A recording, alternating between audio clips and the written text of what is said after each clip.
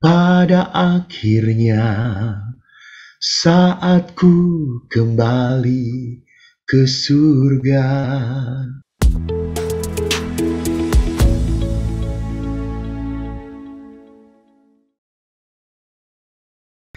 Shalom Bapak Ibu yang terkasih, Tuhan memberkati.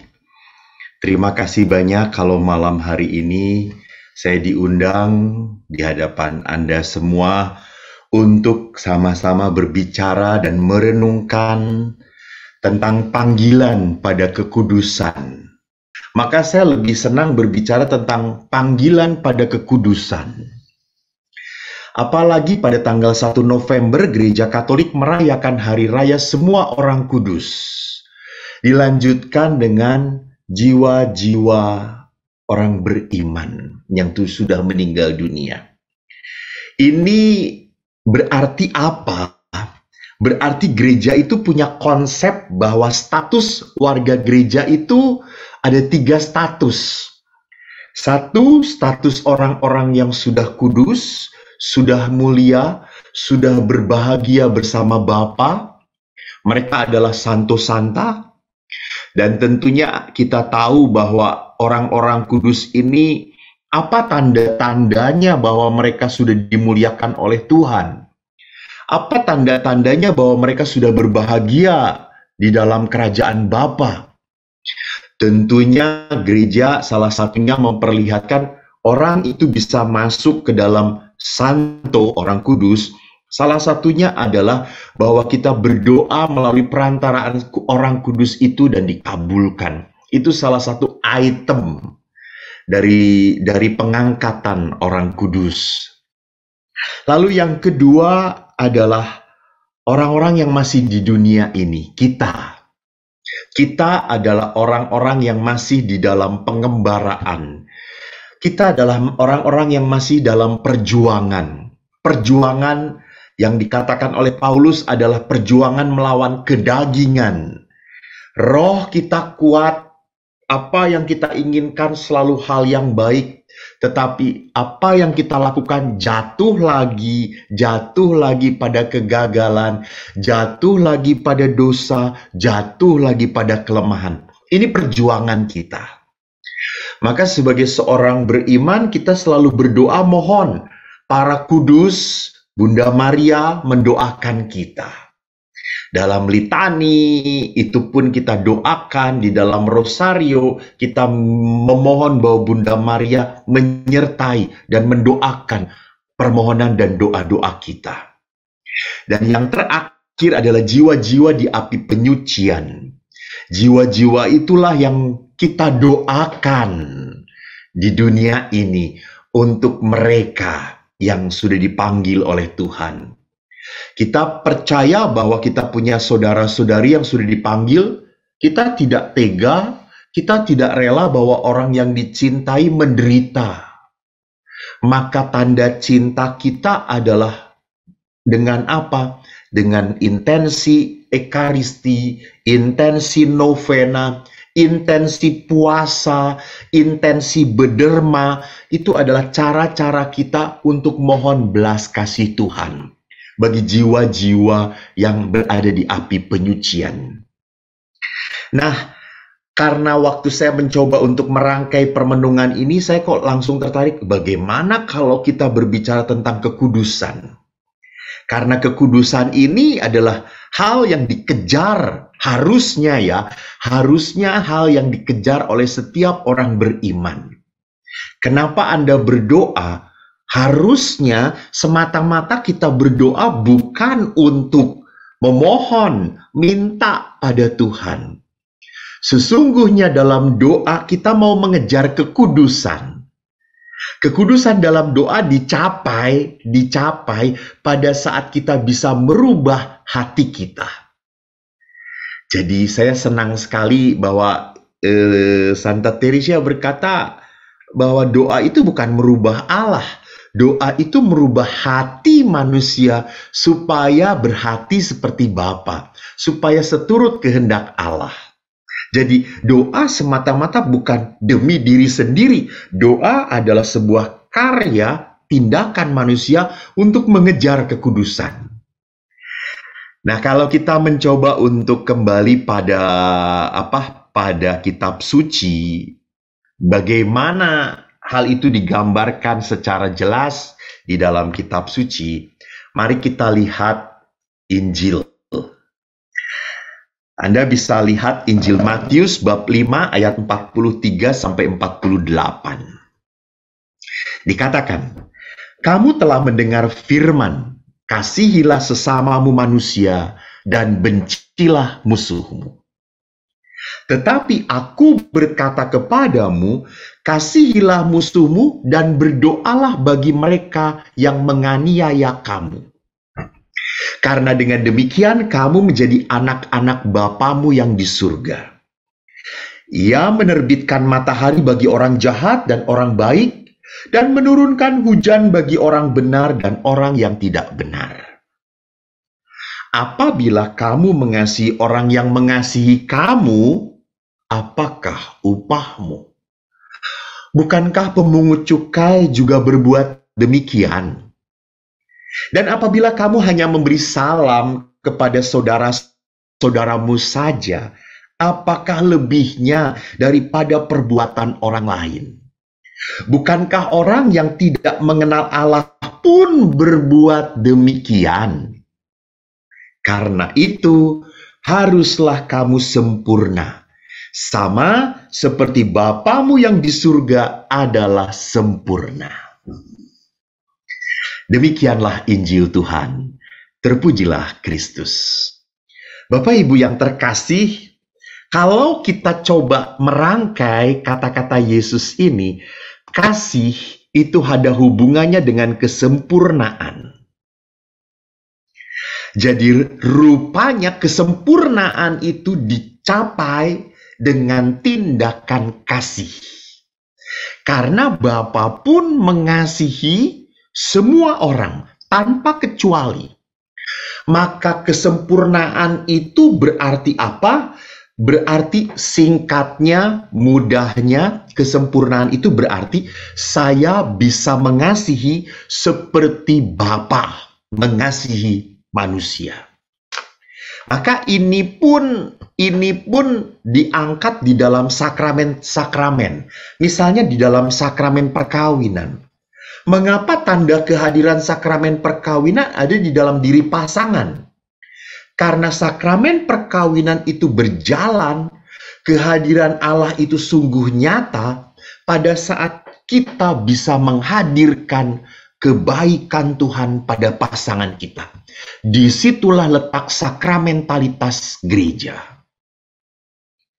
Jadi sakramen baptis dilambangkan dengan air yang dicurahkan ke atas dahi sehingga menghapus dosa, sedangkan sakramen perkawinan menghadirkan Tuhan di dalam sosok pribadi pasangan terhadap pasangan itu sendiri.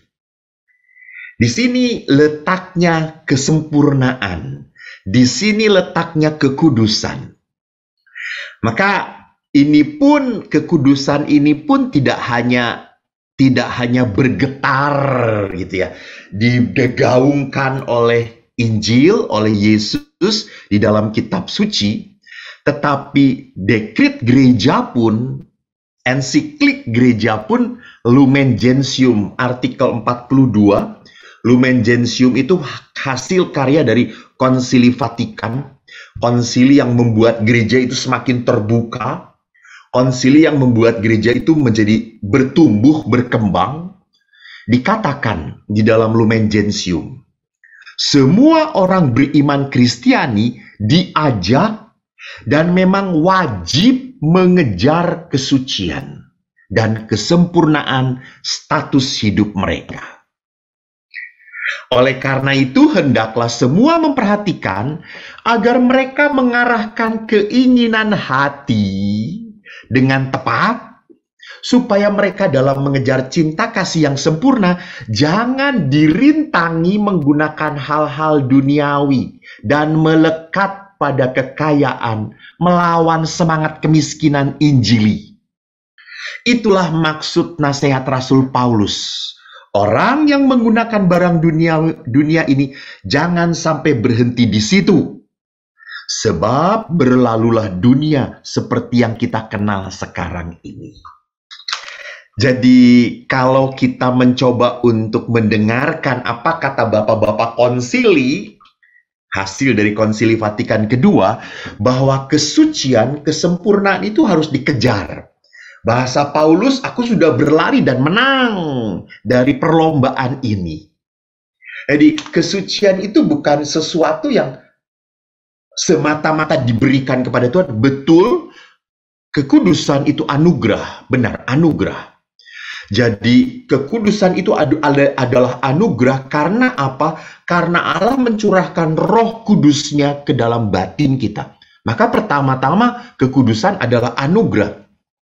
Tetapi anugerah itu menjadi percuma, menjadi tidak ada artinya apa-apa kalau manusia tidak tergerak untuk menanggapi anugerah di dalam apa? Di dalam kemauan untuk mengejar kesucian. Maka mengejar kesucian itu tadi dikatakan adalah apa? Mengatur keinginan hati. Karena keinginan hati ini seringkali tergoda, dikacaukan oleh hal-hal duniawi. Gitu. Contohnya, gampang. Gitu. Kalau kita misalnya, gitu, kita tahu bahwa keluarga adalah segala-galanya. Istri, pasangan hidup, seperti tujuan perkawinan adalah untuk disejahterakan. Anak-anak pun harus dididik secara iman. Apa yang kita pegang. Namun karena misalnya orang ini punya ambisi, pokoknya saya harus menjadi orang yang bisa memenuhi keinginan anak dan istri saya. Maka saya harus bekerja terus. Tidak salah dengan itikat baik Anda untuk membuat anak istri sejahtera, tetapi pada saat Anda berorientasi pada kerja, cari uang terus, maka akhirnya apa? Akhirnya Anda diperbudak oleh apa yang Anda cari. Anda lupa pada hal yang utama. Jadi di situ akhirnya Anda jatuh dalam apa? Di dalam penyembahan pada mamon lain. Mamonnya adalah apa? Materi. Jadi ada orang juga, pasangan suami istri, kadang-kadang istrinya ingin mengejar status, ingin mengejar ambisi mimpinya. Saya ini kalau menjadi dokter biasa saja tidak menarik. Saya harus jadi dokter spesialis. Akhirnya mimpi dia, harapan dia mengorbankan keluarganya. Akhirnya di sini lihat apa yang utama dan pertama dari panggilan hidup manusia kita singkirkan. Demi apa? Demi keinginan hati. Maka kekudusan dikatakan di dalam Lumen Gentium adalah apa? Mengatur keinginan hati kita. Nah, kalau demikian kita bertanya, mengapa toh kita harus menjadi orang kudus? Mengapa kita harus mengejar kekudusan? Karena hanya dalam kekudusan kita dapat menemukan kebahagiaan sejati. Jadi kebahagiaan sejati itu berarti apa? Kebahagiaan yang saya dapatkan pada saat saya hidup dalam Tuhan, bersama Tuhan, karena Tuhan. Ini kebahagiaan sejati. Jadi orang itu tidak pernah bisa terpisah dari Tuhan untuk meraih kebahagiaan. Kalau Anda pernah membaca riwayat hidup Santo Agustinus pandai sekali. Santo Agustinus di samping pandai, dia cara hidupnya agak bebas sehingga dia hidup dengan seorang wanita tanpa sebuah ikatan dan akhirnya punya anak. Yang saya perlihatkan di sini adalah apa? Agustinus mengejar kepuasan, kedamaian dari apa yang dia pikirkan. Dia orang pintar, jadi dia harus puas, semuanya puas kalau semuanya logis, semuanya masuk akal gitu. Baru Agustinus akan terima. Bahkan dia pun hidup seperti ayahnya di dalam kenikmatan. Sampai akhirnya apa? Sampai akhirnya mencapai titik kemuakan, dan itu juga tentunya karya Allah. Sampai akhirnya Agustinus mengalami, mencicipi Tuhan. Dan di dalam Confessiones, kesaksian Agustinus, Agustinus menuliskan, saat aku mencicipimu, sejak itu aku haus akan Dikau ya Tuhan. Jadi lihat, pada saat orang bisa merasakan hidup dalam Tuhan, bersama Tuhan, karena Tuhan, maka orang itu menemukan kebahagiaan yang mapan. Jadi jangan pernah berpikir kalau saya kok bisa ya dengan dunia ini membuat saya bahagia. Bukan bahagia sesungguhnya. Saya cuma senang, enak, nyaman gitu ya. Bisa saja orang menemukan sensasi materi, sensasi biologis untuk sampai kepada rasa syukur, rasa terima kasih, rasa pujian kepada Allah. Bisa. Dan memang harusnya seperti itu. Harusnya orang pun menerima kenikmatan di dunia ini bukan hanya semata-mata, aduh enak, bukan. Tetapi membuat kita mensyukuri nikmat yang dikaruniakan oleh Allah. Maka ini kita menikmati di dalam Tuhan. Karena Tuhan, oleh Tuhan, semuanya ini saya boleh mencicipi ini. Kan gitu kan? Jadi kan ada sebuah lagu nih, siapakah aku ini Tuhan, jadi biji matamu. Nah ini. Jadi orang ini selalu mengalami bahwa dia ketidakpantasan, tidak layak, tapi Tuhan begitu amat mencurahkan rahmat, kasih, pertolongan, sehingga ia merasakan bahwa kebahagiaan ini hanya diperoleh karena kebaikan Tuhan. Bukan semata-mata karena kerja keras saya, usaha saya, atau keberuntungan saya. Nah ini seringkali menyedihkan. Ini karena keberuntungan. Kamu mah sedang good luck gitu ya. Ini bukan masalah good luck. Ini bukan masalah keberuntungan. Ini masalahnya adalah apa? Campur tangan Tuhan. Bagi seorang beriman.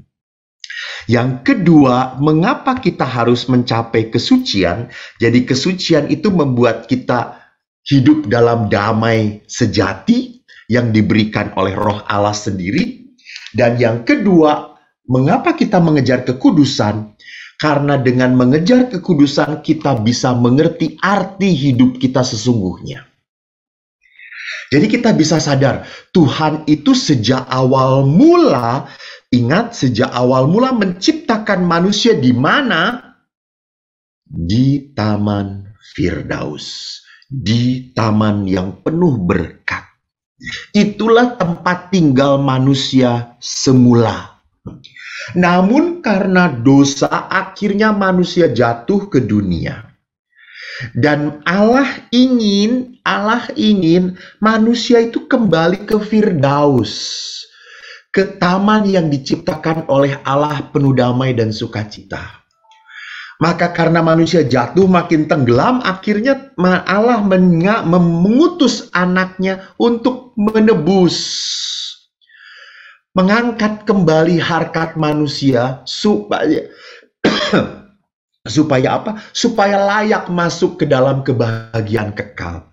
Ini arti hidup kita. Maka kita hidup di dunia ini hanya di dalam kesekejapan. Tidak ada di dunia ini yang bisa kita pegang untuk selama-lamanya. Semuanya datang dan pergi, semuanya bisa selewat begitu. Maka kalau kita tahu, kita sadar bahwa hidup itu datang dan pergi, kita harus mengerti arti hidup kita di dunia ini bukan mencari kenikmatan yang ditawarkan dunia. Kita harus mencari apa? Keselamatan sampai kekekalan. Ini. Jadi mohon jangan kita hanya berpikir demi keselamatan 3, 4, 5 tahun ke depan. Bukan. Tapi kita harus berdoa dan berusaha untuk keselamatan di hidup abadi. Ini yang harus kita kejar. Ini kehidupan yang sesungguhnya yang dirancangkan oleh Tuhan bagi saya dan Anda. Nah, kalau kita sudah mengerti mengapa kita harus mencapai pada kekudusan sebagai tuntutan dari Allah sendiri untuk menjadi sempurna, jalannya bagaimana? Ada 3 jalan yang bisa kita lakukan. Pertama, seperti surat Rasul Paulus kepada jemaat di Roma, mengikuti perintah Allah. Sebab perintah Allah itu adalah kudus. Jadi, orang harus hidup di dalam ketaatan pada perintah Allah. Pertama-tama ketaatan hidup di dalam perintah Allah adalah hidup dalam iman, harapan, dan kasih. Ini 3 keutamaan gereja. Ya, saudara-saudaraku. Maka di dalam Konsili Vatikan kedua pun dikatakan, apa itu gereja? Gereja adalah persekutuan orang-orang yang hidup dalam iman, harapan, dan kasih. Dan ingat, saya melihat iman, harapan, dan kasih itu adalah 3 daya, 3 berkat anugerah yang diberikan kepada manusia. Dan iman, harapan, kasih pun adalah 3 usaha yang membuat manusia bertahan. Karena manusia tidak akan pernah bertahan kalau tidak punya iman, kepercayaan yang mendalam kepada Bapa. Karena kepercayaan yang mendalam akan membangkitkan sebuah harapan. Sebuah harapan. Jadi harapan itu hanya muncul dari sebuah iman. Dan iman harapan ini akhirnya memicu sebuah tindakan kasih. Membuat orang akhirnya mau hidup dalam kasih dan untuk kasih kepada sesama. Jadi iman harapan ini harus diwujud nyatakan di dalam tindakan nyata kasih. Maka antara iman, harapan, dan kasih, surat Yakobus berkata kasih adalah segala-galanya. Maka di sini lihat, jadi kalau kita mau jalan dalam kekudusan, kita harus menjadi seseorang yang hidup di dalam 3 keutamaan Kristiani ini. Dan kita kita rawat hidup iman, harapan, dan kasih ini. Nanti di bagian belakang saya akan berbicara tentang bagaimana merawat 3 keutamaan Kristiani ini. Yang kedua, kita harus sadar perintah utama dalam Taurat dan digaungkan oleh Yesus adalah apa? Mengasihi Allah di atas segala-galanya. Dan mengasihi sama seperti mengasihi diri sendiri. Jadi kita harus sadar bahwa Allah itu adalah kasih, seperti dikatakan oleh Rasul Yohanes, surat pertama Yohanes bab 4 ayat 8. Allah adalah kasih. Jadi tindakan Allah itu hanya semata-mata kasih. Maka kalau kita mau tindakannya seperti Allah, sesuai dengan perintah Allah, berarti harus mengikuti sifat Allah, yaitu kasih. Maka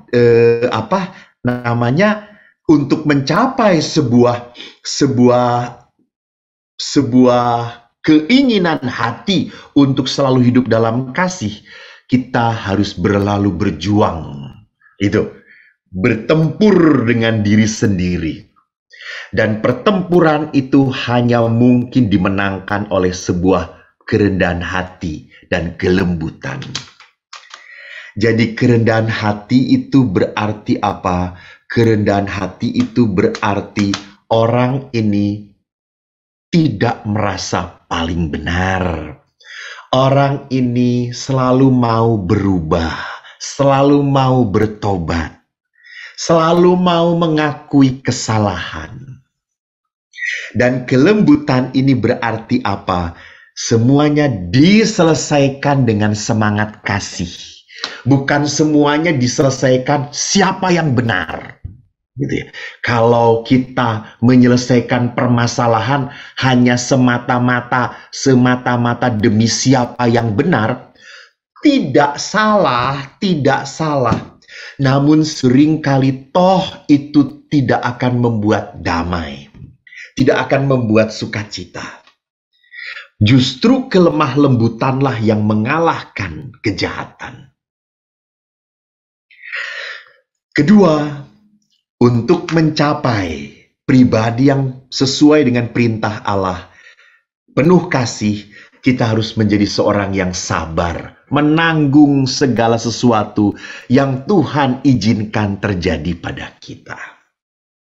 Entah itu sakit, entah itu permasalahan, entah itu pengkhianatan, entah itu pengalaman seperti apapun yang membuat kita sedih. Kalau itu diizinkan oleh Tuhan terjadi pada kita, kita harus menjadi pribadi yang belajar sabar. Tidak menjadi pribadi yang marah-marah, menggerutu, menyalah-nyalahkan. Saya sering kali sharing kepada umat beriman. Kalau saya diminta mendoakan orang yang perminyakan atau ada orang yang sakit, saya minta mendoakan. Apalagi sakitnya berkepanjangan dan saudara-saudaranya sudah merawat dia sudah cukup lama, bertahun-tahun, tapi walaupun dirawat seperti apapun kondisinya tidak semakin baik gitu, malah semakin membuat capek orang yang merawatnya. Dan mungkin orang sakitnya pun jengkel gitu ya. Kenapa kok nggak sembuh-sembuh?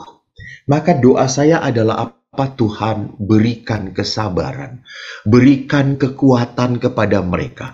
Jangan sampai penderitaan ini membuat mereka mengutuki Engkau dan memarahi Engkau. Itu doa saya. Saya selalu takut bahwa penderitaan yang berkepanjangan, kalau manusia tidak punya rasa kesabaran, akhirnya ia akan mengutuki Tuhan dan marah kepada Tuhan. Banyak sekali orang-orang yang sampai pada titik kemarahan kepada Tuhan. Dia sudah memohon, dia sudah berharap, dia sudah meminta dengan doa dan puasa, tapi rupanya Tuhan toh tidak mendengarkan doa saya. Ini membuat manusia akhirnya geram, jengkel, menyalahkan Tuhan. Jadi dia akhirnya hatinya tidak lemah lembut lagi gitu. Hatinya penuh dengan keinginan untuk berontak kepada Bapa. Yang ketiga, kalau kita boleh katakan perjalanan hati yang sesuai dengan Allah adalah apa? Mau rela memperhatikan sesama yang sedang berkesusahan. Jadi ingat tadi dikatakan bahwa kasih itu tidak semata-mata hanya merupakan iman, harapan kasih itu tidak berhenti, tetapi harus bergulir pada tindakan. Maka sama gitu ya. Kalau orang yang pandai sekali doa, pandai sekali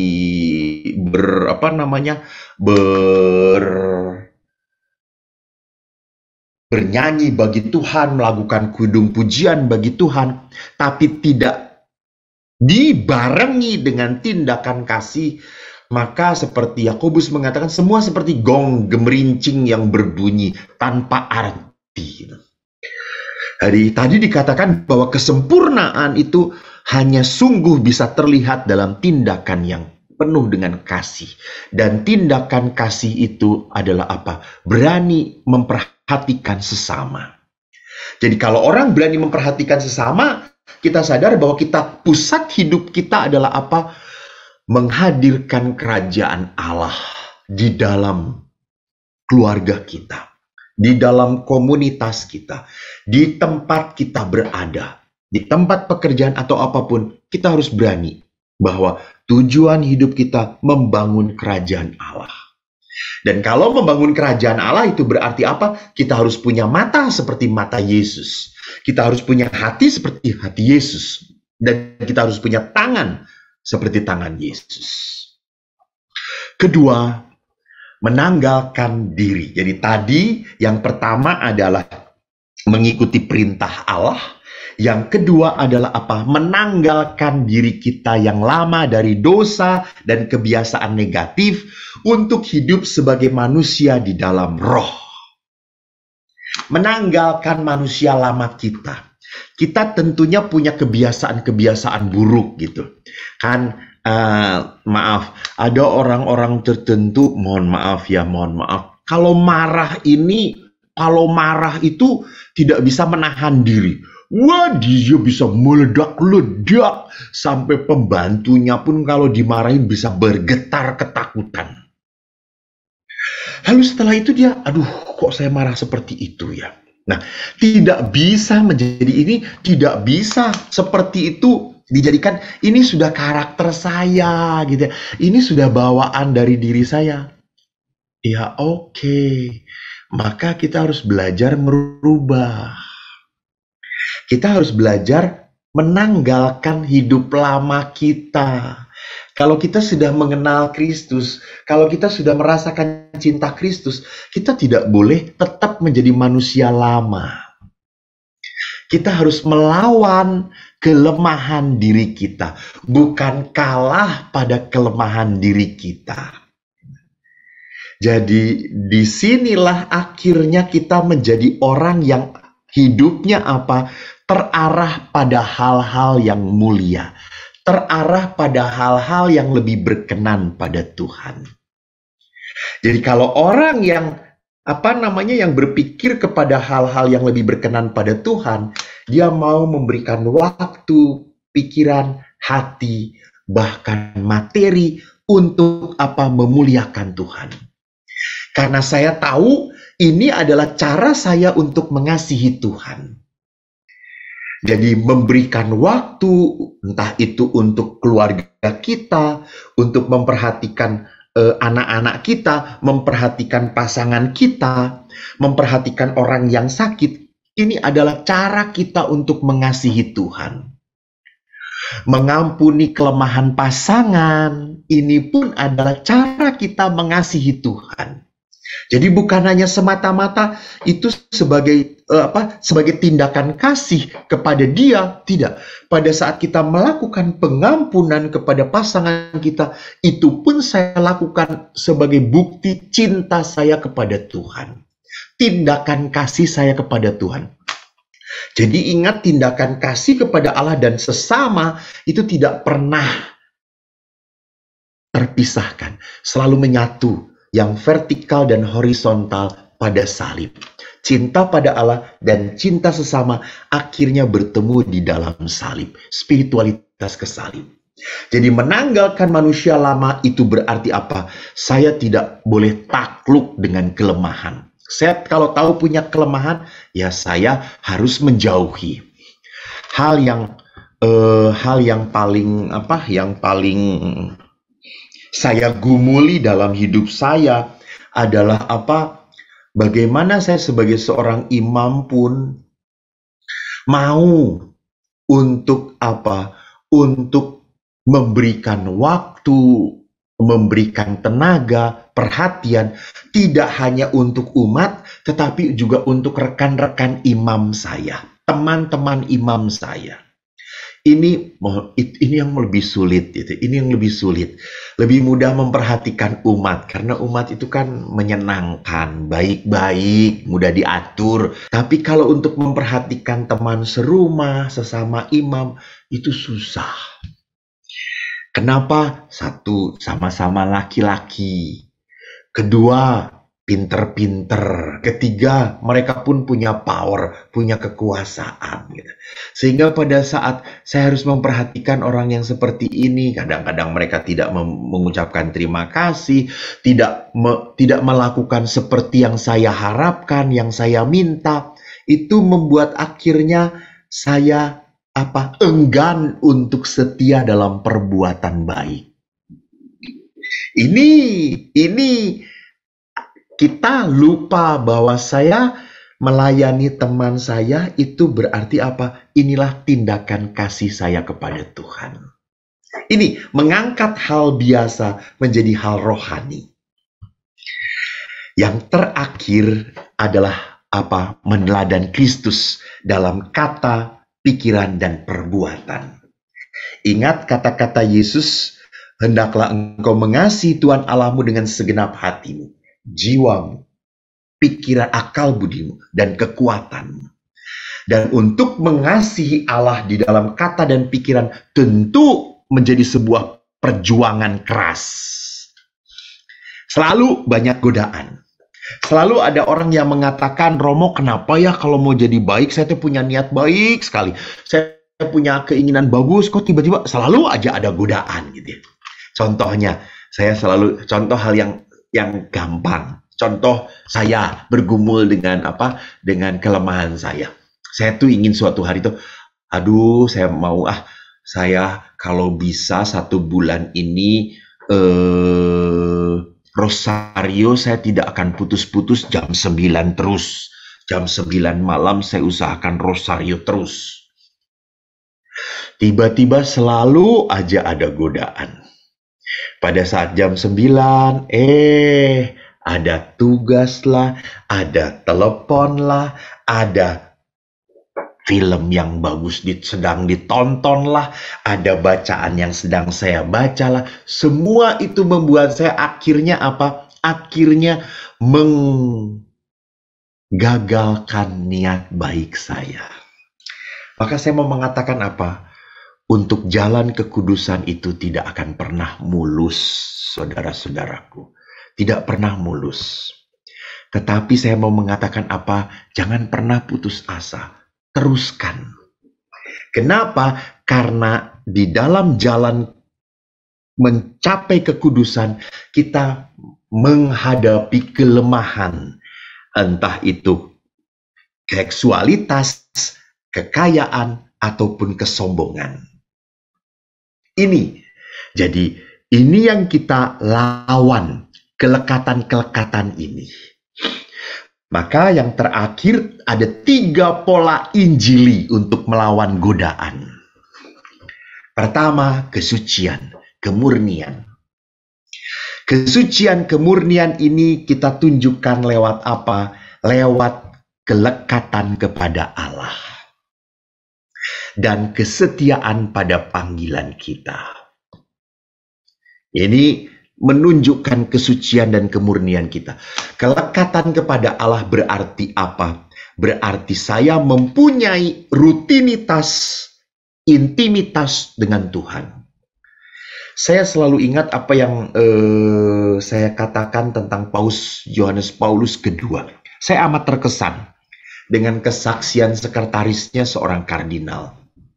Seorang kardinal itu berkata tentang Paus Yohanes Paulus kedua, yang sudah menjadi Santo Yohanes Paulus.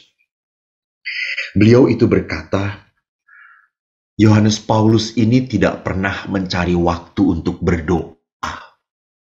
Tidak pernah. Dia itu selalu mencari waktu untuk pelayanan. Beda dengan kita kan, kita tuh untuk mencari waktu untuk berdoa tuh selalu susah. Yohanes Paulus tidak pernah cari waktu untuk berdoa. Kenapa? Karena sekretarisnya melihat setiap saat Yohanes Paulus selalu ditemukan sedang berdoa. Sedang berdoa. Maka di dalam kisah hidup Yohanes Paulus, Santo Yohanes Paulus ini berdoa rosario bukan hanya sekali sehari. Gitu. Beliau bisa 5, 7, 8 kali sehari berdoa rosario. Karena apa? Karena Santo Yohanes Paulus amat sangat dekat dengan Bunda Maria. Maka motonya pun adalah totus tuus gitu ya. Semuanya untuk engkau, untuk kemuliaanmu. Hidupnya pun untuk dia. Maka disinilah letak kesucian, kelekatan kepada Allah. Saya tertarik sekali ada seorang bapak. yang mengatakan, Romo, kami kan bukan rohaniwan gitu ya. Kami kan bukan biarawan, kami kan bukan pastor atau suster. Bagaimana kita bisa melekat pada Allah? Jadi, bagaimana kita bisa melihat hal sehari-hari ini sebagai sebuah doa? Bisa tidak pada saat kita memangku anak kita, membelai anak kita sungguh mensyukuri setiap anak ini adalah pribadi anugerah Tuhan yang harus saya cintai seperti apapun anak saya ini. Walaupun seringkali kan tanpa sadar seorang ayah atau ibu membanding-bandingkan dan membeda-bedakan anak. Ada anak yang lebih disayang dan ada anak yang dalam tanda petik dikecualikan. Berani tidak Anda memeluk setiap anak dan mensyukuri setiap anak ini sebagai karunia dari Tuhan. Dan sadarilah bahwa Tuhan punya rencana indah untuk anak ini, untuk setiap anak Anda. Pada saat Anda memeluk, mensyukuri bahwa mereka boleh hadir ke dunia melalui cinta Anda. Ini kesucian, ini kesucian. Bisakah Anda menikmati pada saat kumpul bersama, ngobrol, ketawa dengan istri dan anak-anak, main sama-sama. Lalu Anda berkata, terima kasih Tuhan, saya bisa menikmati kebersamaan ini. Ini kesucian. Jadi kesucian itu bukan semata-mata hanya didapatkan pada saat saya berdoa buat tanda salib. Tidak. Kehadiran Tuhan itu amat sangat kompleks sekali. Jadi pada saat Anda bisa menikmati kehadiran Tuhan di dalam keluarga Anda, itulah kesucian. Maka yang kedua, kesucian pun adalah apa? Kesetiaan pada panggilan kita masing-masing. Anda dipanggil sebagai seorang bapak, seorang ibu, atau seorang single, atau seorang selibat, maka kita berjanji kepada Allah untuk setia menjalani kehidupan panggilan kita. Ini kesucian. Kedua, pola Injili untuk sampai melawan kegodaan, untuk sampai ke kekudusan adalah apa? Kemiskinan. Kemiskinan itu bukan berarti Anda harus menjual segala-gala yang Anda miliki. Ya jangan gitu ya. Anda kan punya anak yang harus dibiayai gitu. Apalagi biaya sekolah sekarang kan mahal-mahal gitu. Nggak murah gitu. Tapi kemiskinan itu berarti apa? Kita harus berani hidup sederhana. Hidup sederhana itu bukan menjadi orang yang rakus. Hati-hati. Yesus pun mengingatkan cinta pada uang itu adalah sebuah kerakusan. Jadi kita jangan sampai memberikan hati kita kepada berkat Tuhan. Kita harus memberikan hati kita kepada Tuhan. Bukan kepada benda yang diberikan oleh Tuhan itu. Bukan. Maka hidup sederhana itu berarti apa? Kita berani berkata cukup, cukup, cukup. Syukur kepada Allah, ya saya sejak kecil hidup dalam kesederhanaan dan saya mencoba untuk menjaga. Dan kalau diberi pastor mau apa, umat itu selalu ngasih gitu ya. Lalu apakah akhirnya saya berani berkata, oh ya udah cukup, terima kasih gitu. Saya tidak mau menjadi seorang imam yang minta untuk kesenangan saya dan. Kita berani belajar cukup. Bahkan kalau bisa pun, saya kalau punya, kenapa tidak memberi? Kenapa tidak memberi kepada orang lain? Toh saya punya uang saku juga, punya, gitu ya. Dan tidak semua yang diberikan, saya berikan kepada pimpinan, ya betul gitu. Tapi saya kan ada uang saku. Kalau ada orang butuh, ya boleh saya berikan juga. Ini semangat lepas bebas, ugah hari. Tidak merasa bahwa berkat ini diberikan oleh Tuhan untuk saya habiskan sendiri. Itu bukan semangat kemiskinan, itu semangat kerakusan. Semangat kemiskinan adalah semangat keberanian, kesadaran bahwa apa yang diberikan Tuhan kepada kita harus kita bagikan kepada sesama kita. Dan ketiga adalah ketaatan. Ketaatan kepada apa? Firman Allah dan perintah gereja. Mohon maaf, Seringkali karena modernisme gitu ya, karena modernitas ini pengetahuan sangat maju sekali, maka seringkali ada beberapa orang yang mendambakan keturunan. Karena saking mendambakan keturunan, bicara kepada mana-mana, ke dokter-dokter, akhirnya orang mengatakan, ya sudah bayi tabung saja, ndak apa-apa bayi tabung. Halo Bapak Ibu yang terkasih, secara moral gereja itu tidak diterima. Kenapa? Karena ini tidak natural. Gereja selalu menerima hal-hal yang natural, seturut jalannya Tuhan. Memang bisa, ya bisa. Tetapi apa yang bisa di dunia ini belum tentu boleh. Ini ketaatan kita. Ketaatan kita kepada hukum gereja. Maka Santo Fransiskus de Sales berkata apa? Hidup kudus itu selalu diawali dengan pertobatan, kerendahan hati.